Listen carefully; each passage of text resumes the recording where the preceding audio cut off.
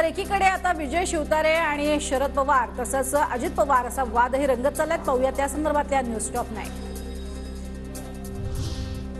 विजय शिवतारे बारामती लोकसभा पक्ष लढणार, पदाधिकाऱ्यांसोबतच्या बैठकीत एकमतानं ठराव। बारामतीची निवडणूक कालचक्राचा भाग, पैशातनं पुन्हा एकदा सत्ता अशा स्वरूपाचं कालचक्र थांबलं पाहिजे, शिवतारेंची टीका। बारामतीत शिवतारेंचा प्रचारही सुरू।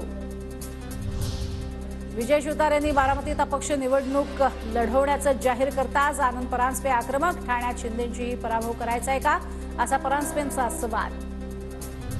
आनंद परांजपेंची काय लायकी आहे सगळ्यांना माहिती। आनंद परांजपेंच्या इशाऱ्यानंतर विजय शिवतारे यांचा पलटवार। विजय शिवतारेंना आम्ही जशास तसं उत्तर द्यायला खंबीर असल्याचं रुपाली पाटील यांचं उत्तर।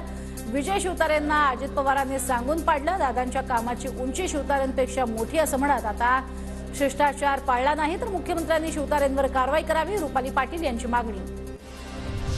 मी महायुती विरोधात नाही, शिवतारेंनी केलं स्पष्ट, पण लोक म्हणतात अजित पवार उर्मट माणूस, शिवतारेंची पुन्हा एकदा टीका।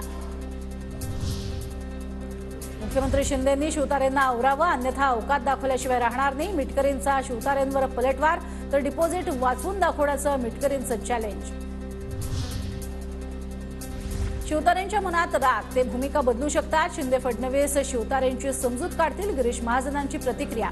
तर शिवतारेंशी मुख्यमंत्री बोलतील, उदय सामंत यांची माहिती।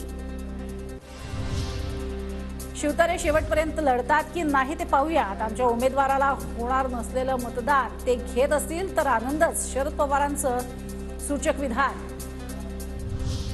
शिवतारेंच्या मागे शिंदेंचा हात की भाजपची साथ, विजय शिवतारेंनी पवारांवर केलेल्या टीकेनंतर रोहित पवार यांचा सवाल।